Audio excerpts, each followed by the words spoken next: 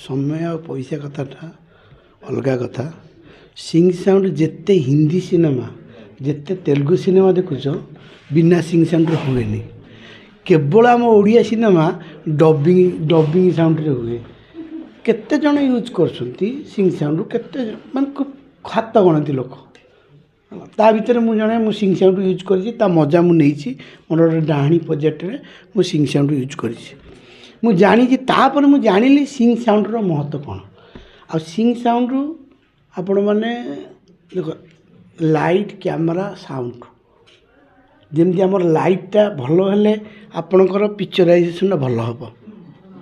सेमती साउंडटा भल हेले आपणकर पिक्चरटा भल लगे जेपर्यंत ओडिशा रे ई सिंह साउंड जो आज आज ओपनिंग है एटा गोटे शुभ संकेत भल सिनेमा हबार शुभ संकेत कारण सिंह साउंड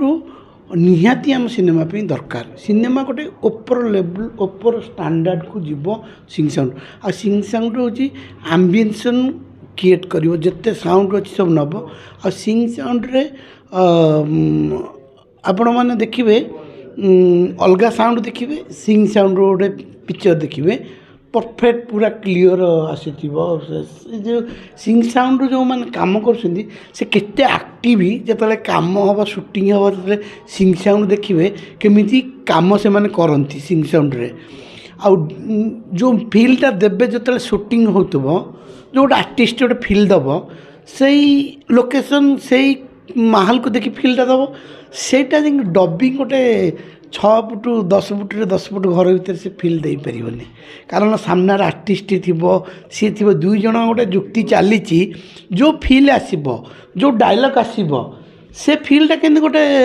10 कि 6 घर भीतर कौटू आसब से फिल आसब ना तेलुगु तमिल भाया ओडिया सिनेमा हम हाँ ये साउंड जदि यूज करेंगे निश्चय भल भल सिनेमा हम आ समस्ते सिंह साउंड यूज कर आम ओडिशा रे निहाती सिंह साउंड यूज करवा दरकार समस्ते डायरेक्टर प्रोड्यूसर समस्ते सिंह साउंड को प्रिफर करूँ कारण जितेश बाबू जड़े डायरेक्टर सी जेहेतु सिंह साउंड ओपनिंग ओडिशा रे कले तो गोटे सी जानी कले प्रड्यूसर मानक बहुत सुविधा हो सिंह साउंड द्वारा कहीं समय बचब तो पैसा भी बहुत किसी बची किंतु जी सब आर्टिस्ट अच्छा आमर ये बहुत कलाकार अच्छा से कि डबिंग कले पढ़ी पढ़ी कहती कि सामने से डायलॉग बढ़िया कथा बढ़िया कथाटा कहल सिंह साउंड किसी आर्टिस्ट राजी हेनी करने मो ना कहूनी किसी आर्टिस्ट सिंह साउंड देखला माने बड़ कलाकार ना छोट माने नुआ अरे भाई मु कहीं बड़ छोट कथा कह समय तो कलाकार कलाकार बड़ छोट कौन आर्टिस्ट गोटे नुआ पिलाटा आस सुपरस्टार हो तब सी गोटे माने कथा से नुह तुम खाली बड़ छोट खाली कही चलछ हेल्ले बड़ कौन छोट कलाकार कलाकार गोटे प्रोड्यूसर ताकू बड़ छोट कह बड़ प्रोड्यूसर छोट प्रोड्यूसर कौन और जन तो प्रोड्यूसर जन डायरेक्टर बड़ छोट कौन बड़ छोट कथा फिलिंग अरे नुआ पुराना कथा अलग अरे नुआ प्रोड्यूसर कि पुराना प्रोड्यूसर एमती कहीपर बड़ छोट कथा जमा कहनी से आर्टिस्ट कर कि फाटब सिंह साउंड है कि आर्टिस्ट राजी हे ना ना ना तो कहीं कथा मत कहनी किंतु ये सेठी कौन जो जो जोड़ी सिंह साउंड हम से डायलॉग परफेक्ट प्रोफेशनल काम हम परफेक्ट काम हवा दरकार परफेक्ट डायलॉग दवा दरकार सी 10 थर है ना पर्यटन साउंड जमी आम कैमेराटा ओके करदे चले साउंड ओके ना पर्यटन हेनी शॉर्टटा क्लीयर हेनी तो ये सिंह साउंड हवा द्वारा कि सिंह साउंड आउ गोटे कथा कहबी गोटे प्लस पॉइंट कौन जान तो जो सीरियल करूना आर्टिस्ट से मैंने सिंह साउंड सेटिंग से मैंने डायलॉग बढ़िया कहे कारण तांकर आउ डबिंग हुई सीरियल मानक डबिंग हुई ना फेल मारे कौन आर्टिस्ट ना ना कौन फेल कहीं मारे फेल कथा कौटू अच्छे किसी लोकंर आदत पड़ी ना धीरे धीरे सिंह साउंड हेल्ले आदत पड़ी तापर धीरे धीरे निश्चय हम है सी आगुरी हो नाला पुणी कहल नुआ पुराणा कथा कहल से कथा नुह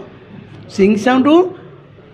ଜାଣିବା ଦରକାର। ଏହା ସବୁ କଳାକାର ସିଙ୍ଗ ସାଉଣ୍ଡ କରିବା ଦରକାର। ତାଙ୍କୁ ଶିଖେଇବେ। ଆଉ ମାତ୍ର ପୂର୍ବରୁ ଯେମିତିକି କହୁଥିଲେ ପ୍ରଡ୍ୟୁସର ମାନେ ତମେ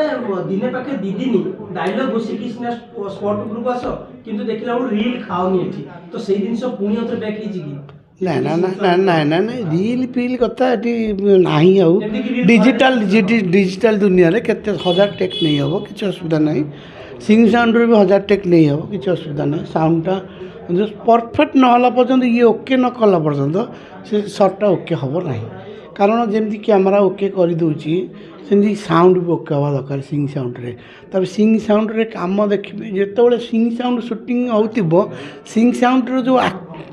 ଯେଉଁ ଚଲାଉଥିବ ତାର ଆକ୍ଟିଭିଟି ଦେଖିବ, ସେ କେତେ ପ୍ରମ୍ପ୍ଟ ଥିବ, କେମିତି ଚଲାଉଥିବ, ସେ ଯେଉଁ ତା ମେସିନ୍ କି କେମିତି ସେ କରୁଥିବ, ତାର ବେଶୀ ରୋଲ୍ ଅଛି।